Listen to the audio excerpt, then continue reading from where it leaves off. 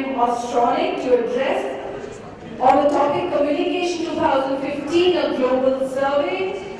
Ms. Judith Ostronic serves as the Asia Pacific Regional Director, New Business and Marketing for Burson-Marsteller and is based in Gurgaon. She oversees marketing and new business development across 9 Asian markets, working closely with the individual market leaders to develop and integrate new business strategies. And prior to this role, Judith served as the Chief Marketing Officer for Genesis, Burson-Marsteller. Can we please have a loud round of applause and welcome Judith.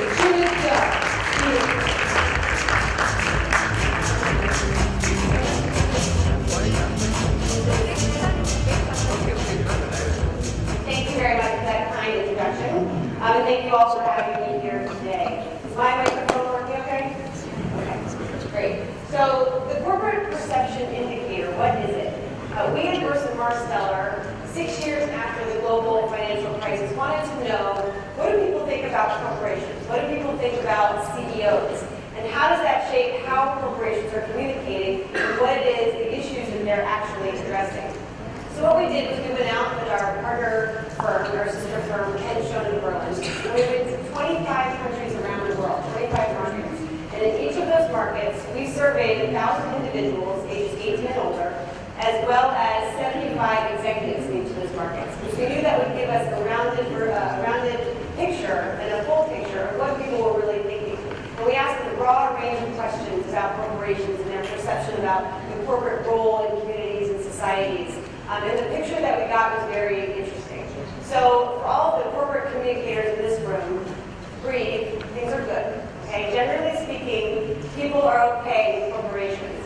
Generally speaking, they've got an understanding of the role that they play with jobs and innovation and as economic drivers, but there's definitely a lot of room for improvement, and there's definitely a lot of areas of concern.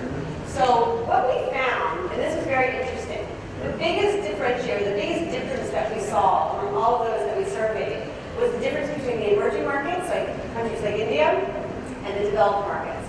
And it's really not that surprising. India holds company with China, with Malaysia, with Indonesia, with Brazil, and Colombia. And these are countries that are experiencing growth and development, and people are rising up through the different classes because of jobs and opportunities that have come from corporations coming here and setting up shop and driving those elements. So on the other side of that, people are a lot more skeptical and a lot more critical and a lot more negative about corporations. And that comes from my side of the world in the U.S. And it's really not surprising that countries like the U.S. and Australia and Poland and Spain had a much more negative vision of corporations because the 2008 economic crisis was very personal. You watch people lose jobs. You watch people's housing values plummet. You watch people's savings dwindle entirely. So it was very much a global issue. It was also very much a very personal issue. And people looked at corporations and they said, this isn't right, and you have something to blame. So that gap, it makes sense. But with that gap, we said, okay, so since the 2008 crisis, we want to know this. Do you think, though, that corporations are now more humble by it? They learn a lesson. Are they behaving differently? And this is interesting because the answer was so-so. So 44% of those in the emerging market said, yeah, we think that there's a difference. But 41% said, yeah, not so much of a difference. And that's really not that great. It should be a little bit higher. We think that with a 6-year span, perhaps it would be a little bit higher. But that response was even way more negative than the developed part of the world, with only 23% saying that corporations were humbled by it and that it wasn't just business as usual, that they were just, they do think it's business as usual, and that corporations are continuing to behave and operate the way that they did even leading up to the crisis. So with that, then we wanted to know, well, is it strong, good, thriving corporation? Is that a good thing? Is that a good thing for you and society? And here again, you see a big gap, but it's very promising for people here in India and for other emerging markets. Because 58% of the people surveyed said, yes, we believe that corporations doing well is good for us, which means that they see the link between jobs and innovation and opportunities and corporations growing and thriving. 34%, a third, said no, it's actually a bad thing. So it wasn't just that they didn't think it was good, they actually thought it was bad. And that is an area that we need to think about, and an area that we need to focus on.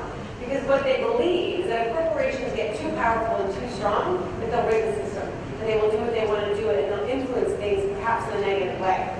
But in the Western part of the world, that scenario is a little bit more bleak. And it's almost a flip of what we see here in emerging markets, with 35% saying, yeah, it's a good thing, so about a third. But a whopping 46%, almost half of the respondents in the general public saying, you know what, we think it's bad if corporations are getting too big. So that's a big problem from a communication standpoint, but also a lot of room for opportunity. So then we said, okay, well, how are corporations operating? Do we think that they're improving the way that they are giving back to society, and are they being more socially responsible? And here again, it was really encouraging. How many people in this room, just to give you an idea, how many people think that in the last 10 years, the last decade, corporations have become more socially responsible? Okay. So not quite as reflective of the emerging markets, but a good show of hands nonetheless. And so 65% said yes, we believe that corporations are behaving more socially responsible. Well, why is this important? This is a huge issue for millennials. This is a huge issue for the younger generation rising up through the ranks. It is changing their behavior. Not only do they want to buy products from companies that are operating on a very socially responsible level, they want to work for those companies too. So when we think about talent recruitment, when we think about sales, when we think about all the drivers of a good corporation, this is actually factoring in. So communicating about this is very important. And in the in the developed markets, 44% said yes, that they're improving. But again, there's a much higher level of cynicism in the developed markets, so that number wasn't terribly surprising. So the second thing that we found, and this is really important, was that there are some bright spots. And the bright spots actually go beyond the spectrum of the day-to-day goods and services that your corporations are providing. And there's some real opportunities here to tell some stories. So what I love about this was that we asked them a number of questions, and we said, okay, how do you think that the corporation's influence on this is a positive influence? And when you look at these numbers, you see that 83% of those in emerging markets said that we think corporations have a positive impact on economic growth and creating that growth and creating jobs and driving innovation. And these questions didn't just go about economic drivers. They went down the line to things like addressing income inequality and access for women to jobs. And so providing healthcare coverage and providing retirement benefits. These are all elements that when you look at broader society, you go outside of the context of just your day-to-day corporate offerings and the corporate services that you're getting. The broader context of society, this is a major link that corporations have. And what this tells us is that people know that link, they understand that link, and they think that corporations actually have a positive impact on that. So that's huge. So this again, following on top of that then, it says, okay, so we know that you think that corporations have a positive impact on these key elements, but are we communicating about it? And this is really an important takeaway for those of you in here representing some of the corporations, because we said to them, well, we're going to pick these subject matters, right? Now we want to know, do you think that corporations are communicating too much, just right enough, or not enough, or maybe don't know? And overwhelmingly, 62%, and this is interesting, because it was 62% in both the emerging markets as well as the developed markets. 62% said, we're not caring enough about social responsibility. And if you recall, they care about social responsibility. And your next big wave of consumers and clients and customers and millennials, they care about social responsibility. And yet here they are, 62% all over the world saying, we're not caring enough about it. And the other things that they want to hear about, employees. Employees are the names and faces of the champions of every corporation. They're the guy or the girl that gets up, puts on the shirt with the logo, and they put on the hat with the logo. They are the front line of every company, right? And so they can talk to the company, they know the inside operations. People want to hear about employee programs. People want to hear about jobs. Again, not necessarily part of the goods and services that corporations are providing, but a really important factor and a really important contribution that corporations are making to society.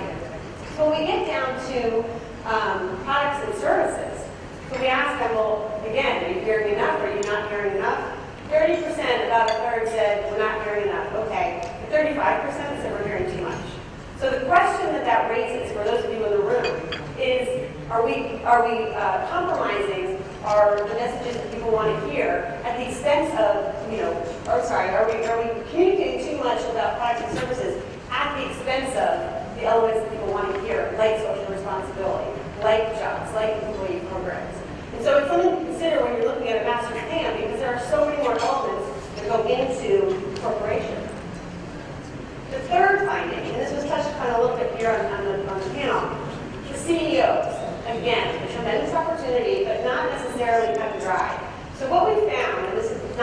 surprising.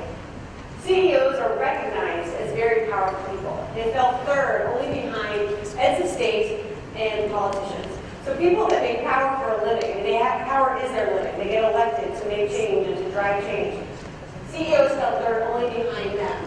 32% in the emerging markets, 38% in developed markets. But what does that power mean? And does it necessarily translate to respect? We found not so much. So even though they were ranked third most powerful, it's a little bit lower when we ask them who are the most respected people in society. And what does that tell us? That CEOs are bad? No, not at all. It tells us they don't really know. That the CEOs are kind of off in the distance and maybe out of reach. And maybe we need to personify or personalize our CEOs because of the strong link that they have for a corporation.